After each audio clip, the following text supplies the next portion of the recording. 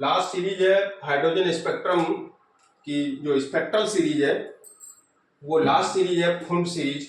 और फुंड सीरीज में जो स्पेक्ट्रम का ट्रांजिशन होता है, कोई भी इलेक्ट्रॉन ट्रांजिशन करता है वो 5th लेवल में करेगा।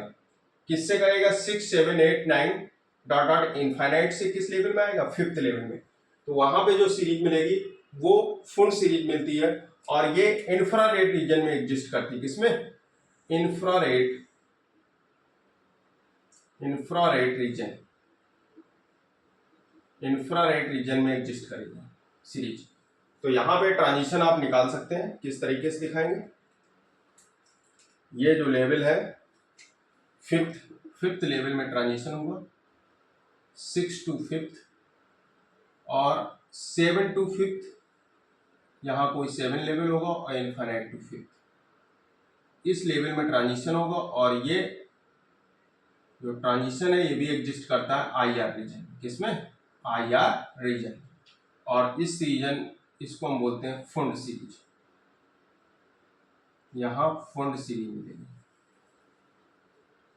Lyman, ultraviolet, Balmer, visual region, Paschen, infrared, Brackett infrared और फुंड इंफ्रारेड रीजन। अब फुंड सीरीज हमारी किसमें? 5th लेवल में एग्जिस्ट करती है। और ट्रांजिशन किससे होता है? 6 to 5th, 7 to 5th, 8 to 5th और इनफाइनाइट टू 5th। अच्छा, फुंड सीरीज का मैक्सिमम वेवलेंथ अगर आपको कैलकुलेट करनी है तो मैक्सिमम वेवलेंथ मिलेगी 6 पे। किस पे? 6 पे। तो यहाँ पे आपको वेव नंबर कैलकुलेशन करना है सबसे पहले, जो अभी तक करते चले आए।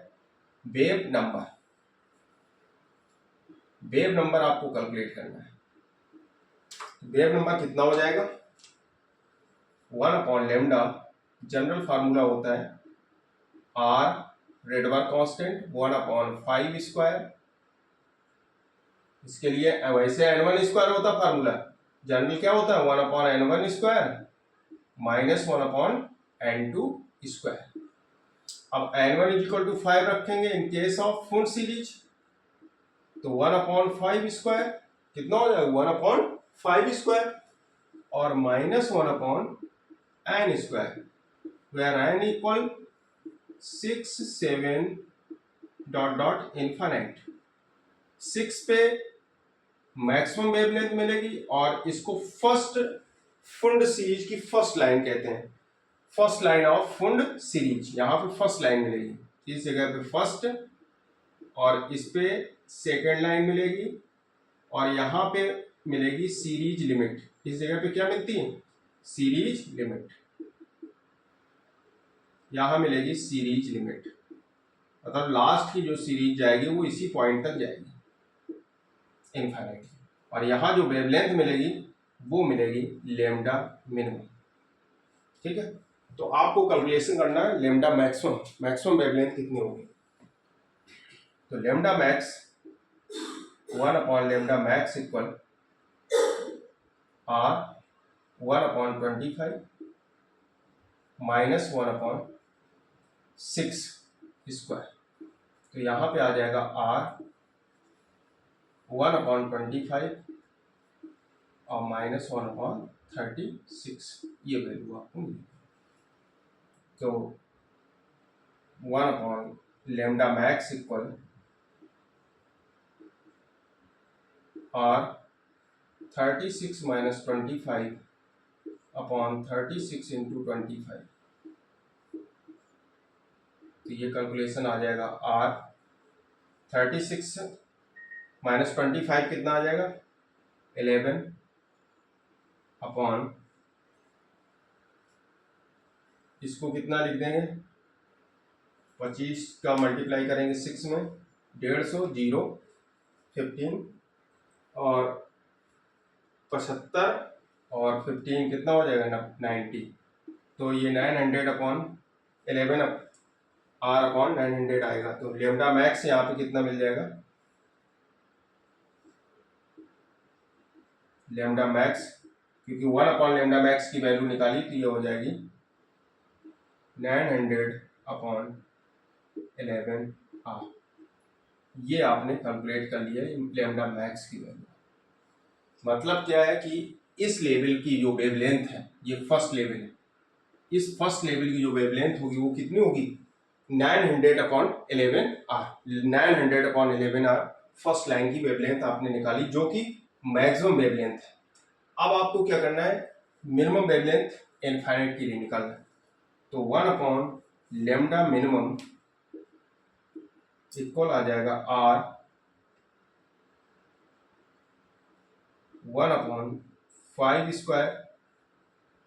1/5² माइनस 1/n की जगह क्या रखना है, n is equal to 7/6 last में लिमिट किस पे आ रही है, इनफाइनाइट पे, इनफाइनाइट स्क्वायर। तो यहाँ पे आ जाएगा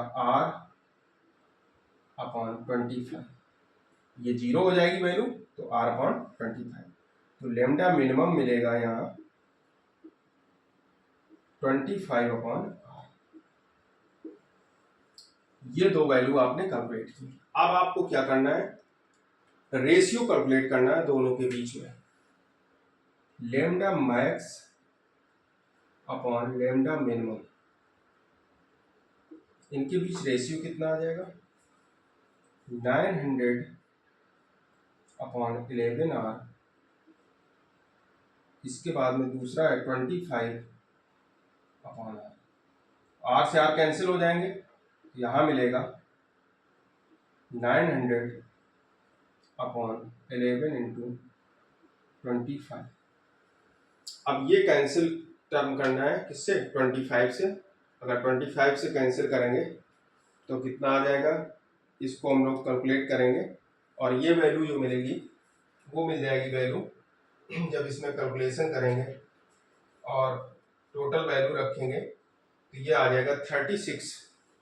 इससे यहाँ से इसको कैंसिल कर देंगे तो ये आ जाएगा 36, तो ये आ जाएगा 36/11। कितना आ जाएगा, 36/11। तो जो रेशियो आ जाएगा lambda max upon lambda minimum का, वो आ जाएगा 36/11। तो सभी सीरीज में हमने जो कैलकुलेशन कराया वो कैलकुलेशन हमारा बेस्ड है किस पे, फर्स्ट लाइन की वेवलेंथ हमने कैलकुलेट कराई जो मैक्सिमम वेवलेंथ है, और लास्ट सीरीज लिमिट की वेवलेंथ कैलकुलेट कराई जो मिनिमम वेवलेंथ है। फिर हमने क्या किया, रेशियो कैलकुलेट किया। इसका याद रखने का तरीका है कि सीरीज का अगर आपको इसका क्रम पता है, क्रम में याद रख रहे हैं तब तो ठीक है। इसको याद रखने का एक तरीका है कि आप इस टर्म को याद रख सकते हैं, लब बीपी बीपी, लब बीपी बी, लब से हो गया लाइमन, ये लाइमन हो जाएगा, बी से बामर, पी से पास्चन, पी से क्या हो गया पास्चन, सेकंड बी से ब्रैकेट और थर्ड पी से फुंड।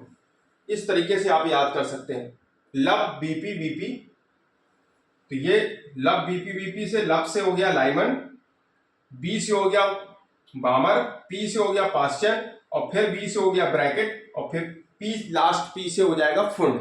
इस तरह से आप सीरीज का क्रम याद रख सकते हैं। लब बीपी बीपी याद रखेंगे तो इससे आपको सीरीज का टर्म याद रहेगा कि किस क्रम में हमें आपको ये सीरीज को अरेंज करना है, जिससे आपको ये कैलकुलेशन करने में कोई प्रॉब्लम नहीं आएगी।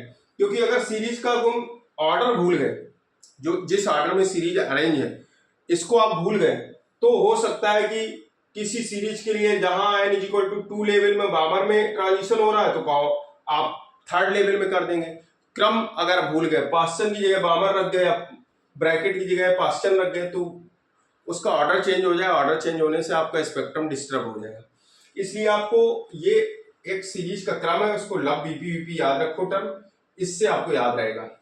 बामर, क्योंकि लाइमन के बाद बामर आता है तो बी से तो बामर आ जाएगा, हो जाएगा, और सेकंड बी ये पता है कि ब्रैकेट जो आता है वो बाद में आता है, तो 2 बी हैं यहाँ पे, एक बामर का एक ब्रैकेट के लिए। इस तरीके से आप याद कर सकते हो।